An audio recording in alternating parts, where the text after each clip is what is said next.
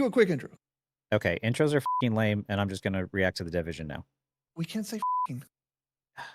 Intros are lame, and I'm just gonna react to the division. Double G here. We're excited to welcome you all to Season 9 of Marvel Rivals. This time, let's first welcome Zhiyong to introduce some updates. Hey Rebels, it's Zhiyong.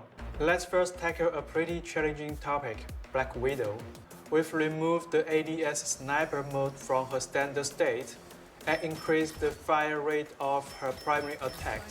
At the same time, That is the part where, like, I've seen a bunch of the Widow players be really upset because now that removes the identity of what you do in the neutral almost entirely. Well, no, it does remove it entirely. Like, it's an entirely different weapon, and now for the people who play sniper in these types of games, they don't have a hero that fits their playstyle, which I think is a problem because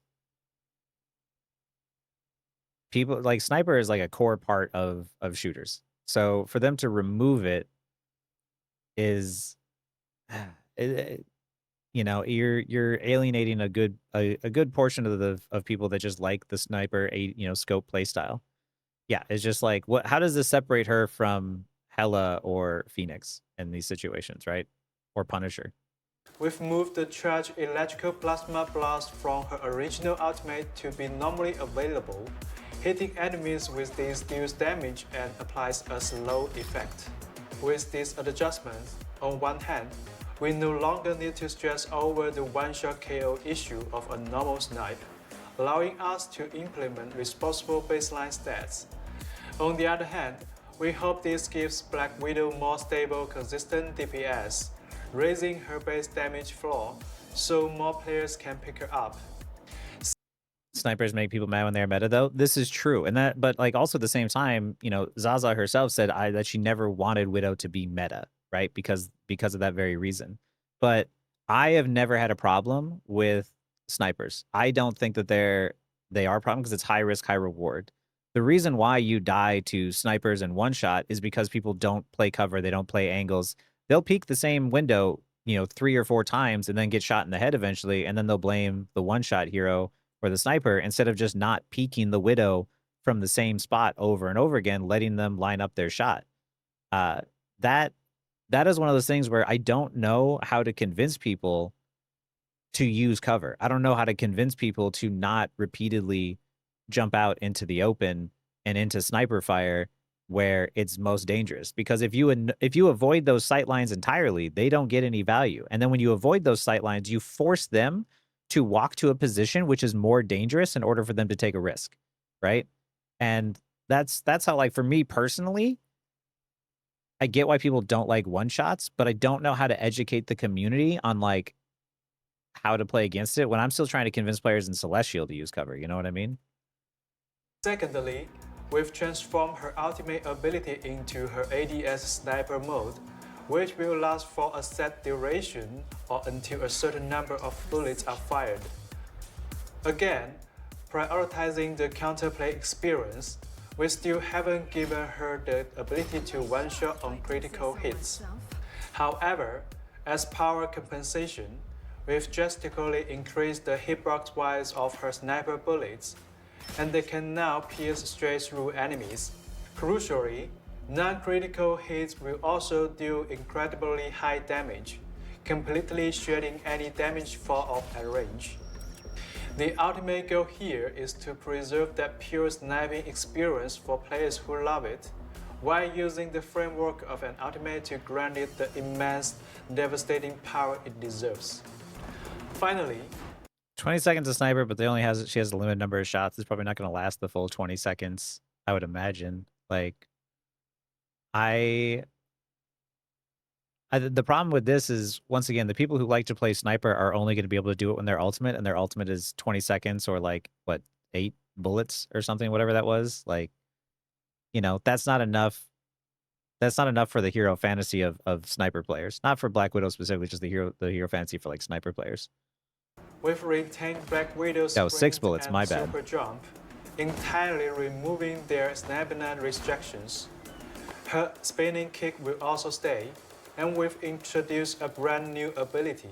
When Black Widow is airborne, she can launch toward the target location and slam her Widow Spike gauntlets down, dealing AoE damage to nearby enemies. Oh, her jump was nerfed, so she can't jump as high, but she does have a slam. So not being able to reach the same sort of high ground is definitely painful, but also at the same time, she does have another mobility move, and mobility is massive in these games, so maybe it won't be so bad. Our vision here is to make Black Widow's close quarters melee combos flow much more seamlessly, handing her some serious aggressive burst capability. Overall, we hope these adjustments will make Black Widow a highly competitive flanking duelist. You can experience all the details for yourself once the Yeah, the new Widow is not really a sniper. It's just a different kind of hit scan, I guess. I don't know. I don't know how to feel. Flanking duelist. I don't imagine her as a flanking duelist. Wait, they nerfed the kick stun? Slam feels lazy like cap slam. I mean, like maybe. There's some stuff that's definitely repeated, like game elements that are repeated, right?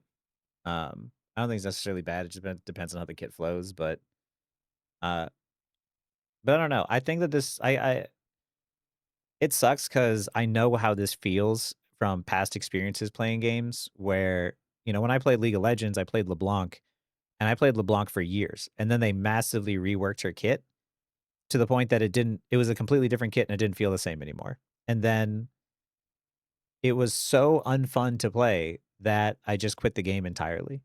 Because when you have one character that you play all the time, and then suddenly the game is like, "Oh, we're gonna rework that because we've determined now all of a sudden that the entire hero's kit that you have enjoyed up until now, we're not even going to tweak things to make it seem more fair or to give you something similar. We're going to completely remove it and change it into something else."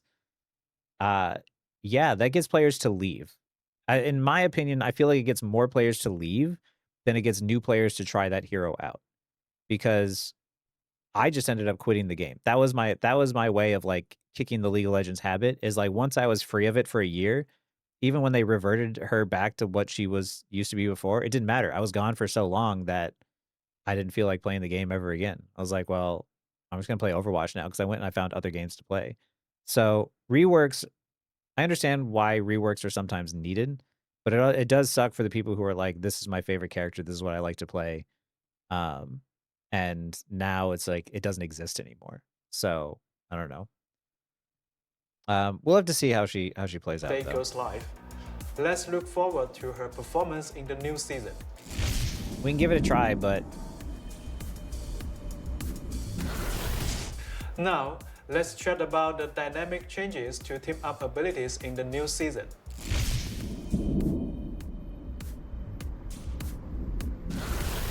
We'll directly mutate them into a team up anchorman. Wait a minute. I think I grabbed the wrong script. Let's try that again.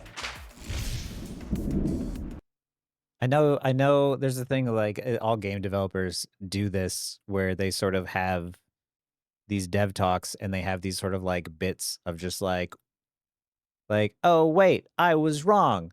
Who's over there?" Or it's almost like it's a very scripted sort of thing, but like because they're game developers and it's not like actors and something, it just to me is just like it's it's very awkward to me. This is the kind of stuff I'm like, I don't. You guys are telling me I'm wrong. You guys like the the bits and stuff. All right, maybe I'm wrong on this one. It's too much for me, but hey, if it works, it works. I think it's charming. That's valid. That's valid. The team up abilities brought an entirely new, deeply Marvel gameplay experience to Marvel Rivals. Since launch, they've mostly received immense praise from all of you, especially during the first year. As we've continued to operate and update the game, we've always kept a close eye on the community's discussion regarding team ups. Things like hoping certain fun team ups stay around forever, wanting everyone to have an active team up ability, wishing team up sync up better with base abilities, and begging for Hawk and Cloak and Dagger to not always just be in Anchor Gel. During the team up update process each season, as the sheer number of abilities grew, our dev team gradually started feeling the strain. Some of the newer team ups started feeling a bit uninspired, existing just for the sake of ticking off an update box. Once we realized this, we decided it was time to absolutely revolutionize the team up system. The fact that they can come out and they can say that and be like, you know what, you guys, you were right. Like, those later team ups just didn't quite hit the same. They were probably focused more on trying to make something that was balanced than trying to make something that was necessarily like sort of wacky and fun. And I really think, especially with like how slow normal game development is, NetEase deserves a lot more credit for how fast they work and what they do, because entirely changing the team up system, and even just being able to say up front, like, hey, yeah, you know what? You were right. We messed up, but we're going to try and do better. Like, that's crazy. I played Overwatch for years. They never took any sort of accountability. They never changed anything the way that we wanted them to. So the fact that they were even able to be upfront and be like, yeah, you know what? You guys were right. And we decided to change it. Like, we should be more appreciative of these devs. Like, in comparison to what I've seen and what I've experienced, what I know the industry is, or game dev industry is like I think they're doing like way better than people give them credit for. Now, every single hero will possess two completely independent team up ability loadouts. The ability granted by these loadouts vary. Some are entirely new standalone abilities, while others replace an existing base ability. But either way, they will grant the hero a fresh, far more engaging combat experience. So everybody's getting an extra ability essentially. And it's an ability that you can pick on what it does, which is good because then you get more choice in it. It's like having like the Psylocke team up. The Psylocke Cloak and Dagger team up, I love to use. I don't use it super often, but it's not like giving her the team up suddenly makes her broken. It gives me more choice in how I play the game. And I've enjoyed having the team ups and being able to use them. And it is unfortunate not being able to have it, but it's like, regardless, you get a team up no matter what, which is more player choice, which is good. And if you can find some way to work together as a team, then you can get an added bonus, which probably isn't going to happen with rivals players, but it would be nice. Like, more options, more choice, more abilities to express the way that you play the game. I think that this is overall a good thing. And I think the way that this like heavily differs, especially from like Overwatch perks, is this is an ability that it's a button that you press, right? What I don't like about the perks in Overwatch is it's just like passive stuff that sort of just happens. It's like, oh, you get an extra blink when you step over a health pack, or when you recall, you get this like added buff, right? I don't like that the stat garbage. I like pressing buttons and having them do something and being able to outplay my opponent by pressing my buttons, not, oh, I naturally am just going to have this added buff added to me, which just gives me an advantage. I don't like that. It's more fun when I can use these abilities they've created in creative ways to outplay my opponents. So I think that this is exciting, and it's definitely like it's like Overwatch perks, but better sounding. Because you can obviously see the team is obviously better than the other team up I could choose. I mean, sometimes, but I mean, like, for the same people who are like, oh well, you know, it's clear that there's always one that's better than the other. I mean, those are the same people that to me told me Cloak and Dagger's team up for Psylocke, her healing blade is useless, right? And I've used that healing blade multiple times to help keep my teammates alive in really clutch situations. I think that a lot of times people assume, oh, this team up is useless, so we're never going to use it. But I don't think that's the way that you need to think about it. It's like, what team up do you need right now? In the same way in hero shooters, it's not about which hero is strong and which hero is weak. It's what hero do you need in this moment? And I think that's the same thing that could be said for team up abilities. Anyway. For his second loadout, Morphrin's Rage awakens Hawk's inner violence, making him more aggressive in battle. This base effect adds a new active ability that, when used, sends Hawk into a furious state, instantly buffing his move speed and attack speed. It also adds a new passive ability where, upon jumping below a certain health threshold, Hawk enters an unstoppable state fueled by sheer rage, granting him full CC immunity. Again, Hawk gets this ability and effect regardless of whether Warframe is on the team. Now, for his enhanced effect, when Warframe and Hawk are in the same lineup, Hawk can throw Warframe forward. At the same time, Warframe triggers Basca Crawl Strike while Hawk enters the Furious state. This Furious Fastball special is completely independent of the base active ability, meaning Hawk effectively gets 2 chances to actively trigger his Furious state. Again, this effect only activates if Warframe is on the team. So now they're changing the team ups to be there's more synergy between heroes that actually makes sense instead of like, oh, why there's a team up between 2 heroes and you're like, why would you ever play those 2 together? Like Penny and Spider-Man, for instance. So now it's like a Hulk and Wolverine, like that makes a lot more sense. My friends are freaking out about everything new getting added, and they think their success that'll affect their success. And I told them good players will adjust no matter what the game turns into. If you're good, you'll adapt. You'll still be good. Exactly. You shouldn't have to worry about like the changes happening because changes happen in live service games. And the question is, can you adapt, right? Those of us, like, if you understand the fundamentals of the game, it doesn't matter what tools you have, you can adapt to the situation.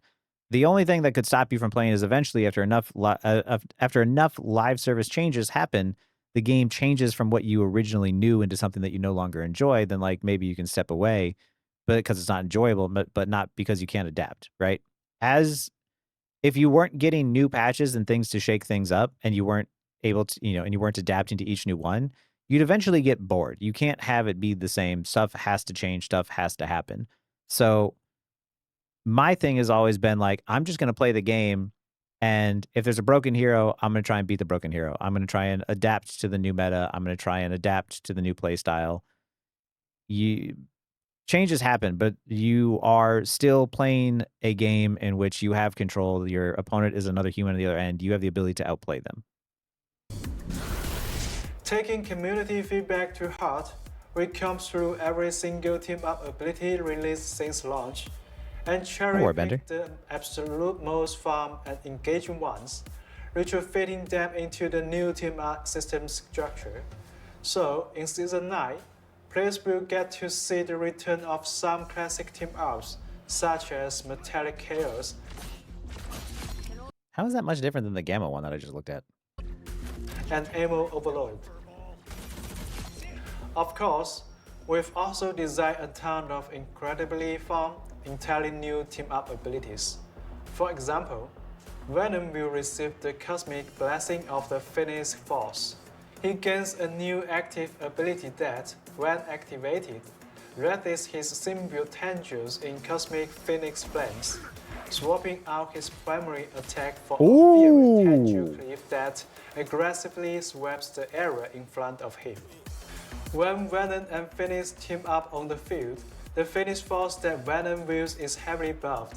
Every hit from his Furious Whip will apply a spark stack to enemies, reach 3 stacks, and violently detonate dealing massive extra damage. For the sake of time, we won't showcase every single new team map here. You can jump in and explore them all for yourself once Season 9 launches.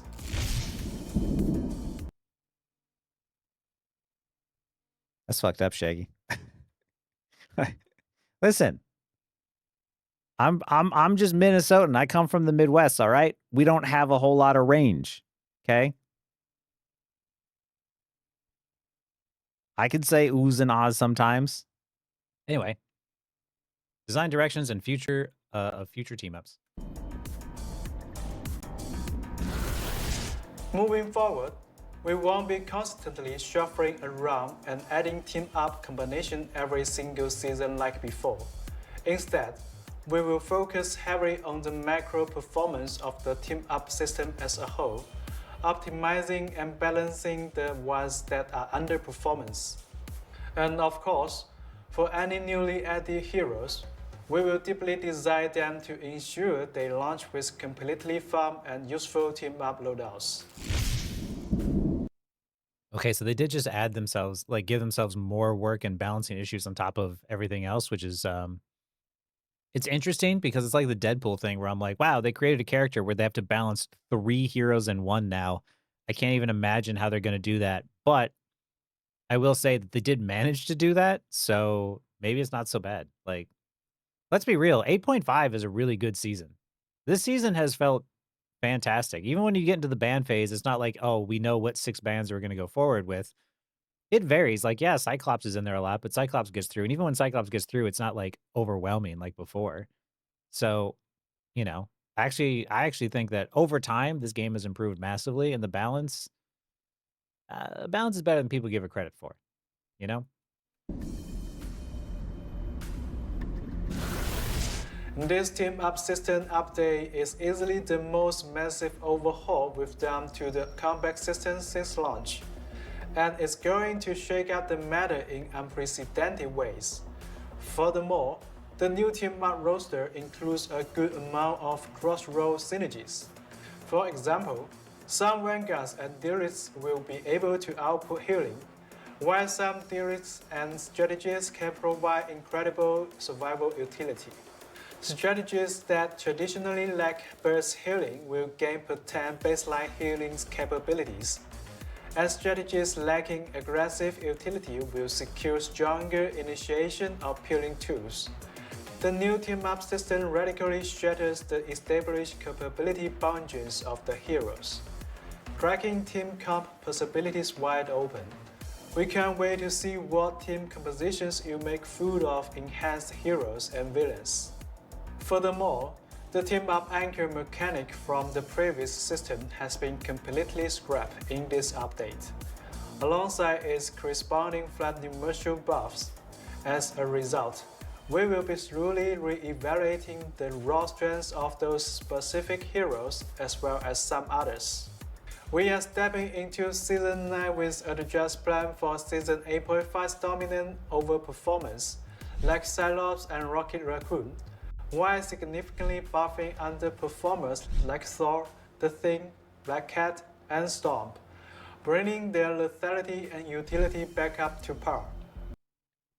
I get why Cyclops is like overpowered on release, right? And he's not super overpowered. He's just strong on release, which is fine. You know, when he gets through games, it's not the end of the world. But my question is, why did they buff Rocket in the way that they did? Because now they're like, oh, we got to tone him back, right? But like, why did you make the changes that you did? Like, as someone who had an 80% win rate on Rocket before this season, and I had a 70% win rate on him before that, and now I have a 100% win rate on him. What was the plan there? Like, why make him incredibly powerful and really strong, but also nerf his mobility, which was like the fun part of his kit? Like, I don't know. I'm still gonna be upset. Like, there's a lot of things they've done. Like Psylocke, as she's changed over time, has actually gotten into a really good spot. So maybe I'm just not like seeing the end vision here, but like with Rocket, I legit don't know like what they want with him. Altogether, this balance Yeah, give pass him back his touches legs. roughly 80% of our entire hero roster. Because the list of all these tricks is so massive, I won't read them out here. You can dig into the hub numbers in the balance post releasing shortly after this video.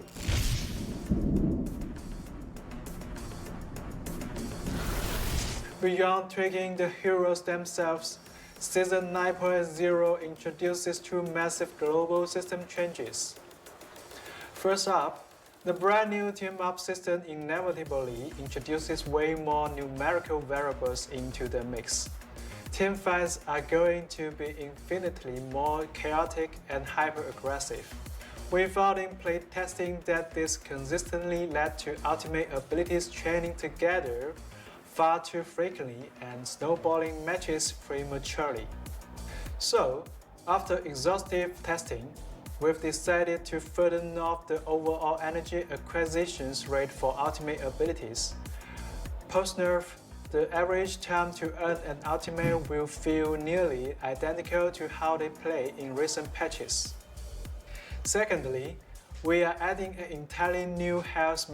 So with team ups, they were charging ultimates really, really fast or faster, but they nerfed it to where if you use the team ups, you're charging them as fast as you would now anyway, which makes sense. Like, so overall, that's still technically like an ultimate nerf, which is I feel like Overwatch did all this stuff very similarly, um, but it's even more of a sign. Like right now, they're telling you right now, as you go into the new season, you have to be using your team ups. Like this is if you want to charge your ultimates, this is them telling you like, hey, if you want your ult to charge just as fast as it is right now, you can't just leave that ability on with on cooldown or whatever. You have to use it off cooldown. So that's your sign. Mechanic to the game, regenerative shields. Regenerative shields function under the exact same logic as base health. Any mechanic that calculates off base health, like percentage base healing or percentage base damage, treats regenerative shields exactly as if it were regular health. But here is the difference. If a hero managed to completely avoid taking damage for 5 solid seconds, their regenerative shields will automatically kick in, rapidly recharging to full capacity over the next 5 seconds. For instance, if a hero has 300 regenerative shields, it will rebuild at 60 per second. If they have 150, it builds at 30 per second. We are strictly adding regenerative shields to high mobility heroes who excel at flanking and diving. This new health type massively buffs the baseline mistake forgiveness of these hypermobile characters during solo or angle duels, significantly reducing the downtime before they can jump back into the fray. Simultaneously, this cuts down on the sheer number of teammates a strategist has to constantly monitor, heavily alleviating overall team healing pressure. So does this mean that when my diver goes and takes a fight 1v1 and loses, he's not going to complain about healing because he could self-heal, or is he still going to complain? No, this is a direct buff to flankers for sure. Anyone who can sit in the back line is now going to be able to be more active,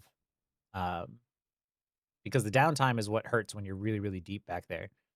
But it is good that they're not doing it like the full health bar. It's like, oh, there's a limit to this. You only have a certain amount of health that's allowed to regenerate. I think that's good. But yeah, hopefully this makes all the dive players a little bit happier because I know that they're usually unhappy.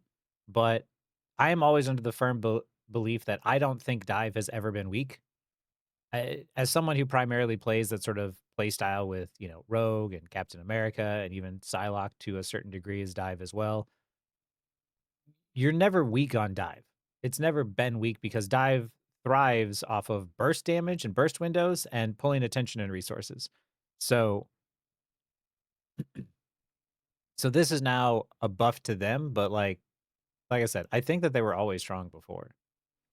Realistically speaking, accurately predicting the exact meta strengths of every team-up combination with the addition of regenerative shields is going to be extremely challenging right out of the gate. Plus, the reactions generated by different team-up synergies with new team compositions will undoubtedly perform entirely differently across various levels of play. Therefore, the overarching philosophy for the Season 9.0 patch is supporting a stable and smooth transition into this entirely new era of Marvel Rivals gameplay.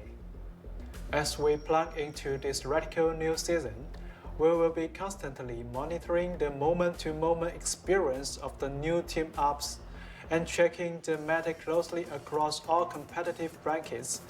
If things break, we won't hesitate to step in with rapid hotfixes or patches. If you guys run into any rough spots, please give us your feedback ASAP. Now here's a problem. They say that they'll hotfix anything that's immediately a problem. But what if the problem is the perception? what do you do when the players perceive something to be stronger than it is? And then they don't hotfix it immediately because they're just like, well, I know it's perceived as being strong, but it's not actually performing strong, which means that they sort of have to change their approach to being like, okay, how do we make it less frustrating without changing the win rate? And sometimes that means redesigning ability in a certain way. It's not just like buff or nerf, but I think that's something that players need to sort of understand as well is that sometimes something is perceived to be strong. Like in Overwatch, it was Roadhog. Roadhog had a hook that could just grab someone and one shot them. It was a very frustrating mechanic to go up against. But realistically, his win rate wasn't very good because he wasn't a very good, like, especially in Overwatch 2 as a solo tank. But it didn't change the fact that the mechanic that he went up going up against it was really frustrating. So sometimes there's things that seem frustrating, but are not necessarily powerful. So I'm interested to see how they'll handle that, or even how the players will sort of take that feedback. Because I'm sure that they're just going to be like, "Why is nobody doing anything about this?" But like realistically, sometimes there's just mechanics that are frustrating to go up against. That doesn't necessarily mean that they're broken. It's just you just don't like playing up against it, like Daredevil. As you just saw, this summer we are rolling out a truly massive new update. This isn't just about tweaking a few team-up abilities or adjusting the anchors. It's a systemic, full roster, ground-up rework that will bring an incredibly fresh and fun dynamic to combat. And of course, in Season 9, Black Widow will also receive a major rework. But that's not all. A new season means highly anticipated new heroes. There was so much going on in this video with the team ups, the rework, the regen health. I forgot that there's a new hero. I'm gonna be real. And now there's a new map too, apparently. Grab your strays because Jubilee is bringing her explosive mutant energy to Marvel Rivals in Season 9. Jubilee is a strategist, a lively manipulator of fireworks, who can control vibrant energy plasmoids in combat to heal her team. Okay, is she not just absolutely adorable? Look at her. My goodness, that's not the Jubilee I remember from the 90s cartoon. This one's way cooler. Teammates, while simultaneously damaging and blinding enemies. And for the grand final, her ultimate ability unleashes a lethal dazzling fireworks show across the battlefield. This season, we are also turning our sights to the Collapse timeline. As the very first mutant in the Collapse timeline, Apocalypse personally witnessed the world burn to ashes in the crossfire of the War of the Gods.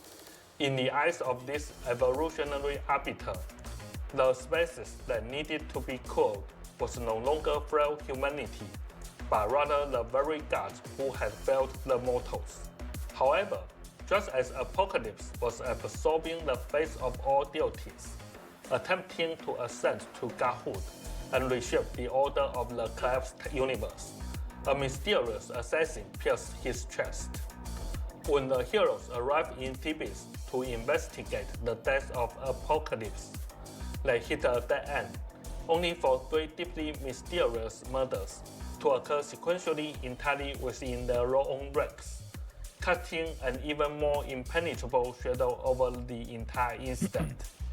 To dive into this mystery, we prepared an interactive Death of Apocalypse detective minigame. We invite everyone to sift through the endless lies and uncover the one truth. Our brand new convoy map, Thebes, will officially go live following the update on July 23rd. Stay tuned.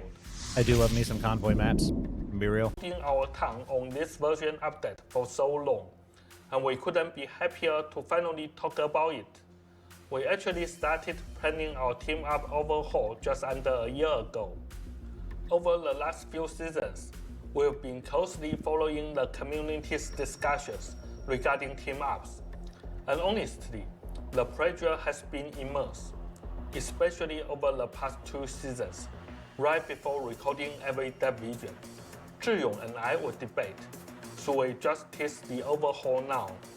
We thought dropping the news early might alleviate some of the pressure from the community, but every time, we ultimately decided not to.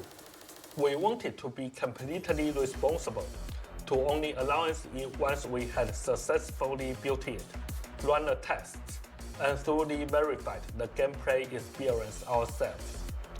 That's always been our style. So the time is now. Grab your friends and jump into what is easily the biggest update to Marvel Rivals since the game launched. Ignite the battle. So I want to say that, they've been working on this for, what they said, like a year or over a year, something like that, right? It takes a really long time to make these changes. And there's a certain excitement you have as a developer where you want to tell people, right? But they were smart not to tell people about anything that they were working on until they knew they had something that was worth showing. Because gamers really hate being told something and then having it taken away, right? Like Overwatch having PvE. We're going to deliver you PvE, and then just suddenly being like, nope, we're actually not going to do that. The damage that causes by teasing something too early that you can't fully deliver is extremely hard to recover from. And it's called moving in silence. Yeah. And in just under a year. That's impressive. And so what sucks is like the developers are like, oh, we have all these players that are angry and we want to tell them this exciting news of what we're working on, right? You're seeing things happen over the year of just like, why are the devs not doing this? Why are they not fixing this? Why are they not working on this? Why are they not making these changes? What are these things? Because they're giving all the patches up until now have been sort of, I guess, they've been trying to adjust and balance, but also at the same time, behind the scenes, they're building this entirely new system that is also giving players a lot of the stuff that they've asked for, right? A passive regen, more interesting team up abilities. Like they were working behind the scenes the entire time for all of us to have these new features. And you're like, why aren't you doing more? But like they were the whole time, right? And there's only so fast that you can work. There's only so much that you can do over time. So, that's why I say like give them time, right? Over time, even still, the patches that we've gotten have been good. The game has steadily improved over time. And now we have a massive change coming that they've been working on behind the scenes for just under a year, I guess, which is, still a long time in dev time. And the fact that they put this out as quickly as they did is really impressive.